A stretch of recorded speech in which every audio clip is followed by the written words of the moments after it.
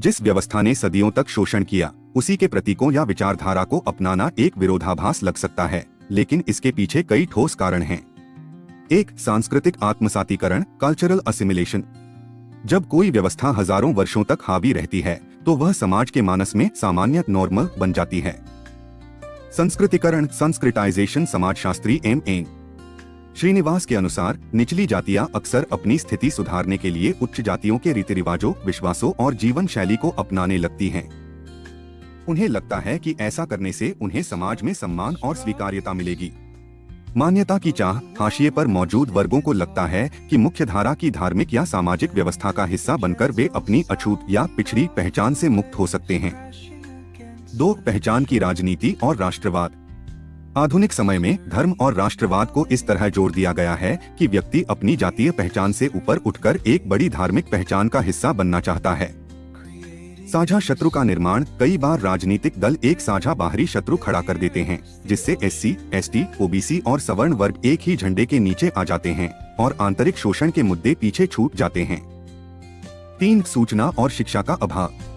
मनुवादी व्यवस्था की सबसे बड़ी ताकत शिक्षा पर एकाधिकार थी। इतिहास का विस्मरण। सदियों तक बहुजन समाज को उनके अपने इतिहास, संघर्ष और उनके महापुरुषों जैसे ज्योतिबा फुले, सावित्रीबाई फुले, डॉक्टर अंबेडकर के सही विचारों से दूर रखा गया। धार्मिक भय। ग्रंथों के माध्यम से यह बिठा दिया गया कि व्यवस्था का विरोध करना पाप है या यह ईश्वर की इच्छा है। इस मनोवैज्ञानिक दबाव के कारण लोग उसी व्यवस्था को पूजने लगते हैं।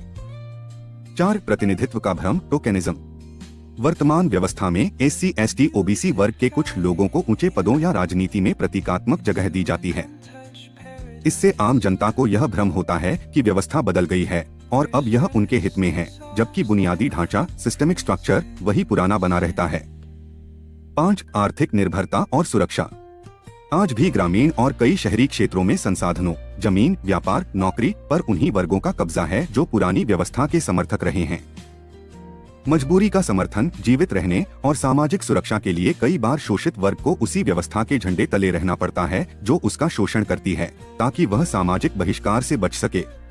मनोवैज्ञानिक पहलू। Stockholm syndrome. स्टॉकहोम सिंड्रोम समाजशास्त्र में कभी कभी इसकी तुलना उस स्थिति से की जाती है जहां पीड़ित अपने उत्पीड़क के प्रति सहानुभूति और लगाव महसूस करने लगता है। जब पीढ़ियों तक एक ही व्यवस्था में रहा जाए, तो व्यक्ति को लगने लगता है कि यही व्यवस्था उसकी रक्षक भी है। गुलाम को जब अपनी गुलामी का एहसास हो जाता है, तो वह विद्रोह कर देता है, लेकिन जब उसे अपनी गुलामी में ही गौरव महसूस होने लगे, तो वह कभी आजाद नहीं हो सकता। Doctor B R. अंबेडकर।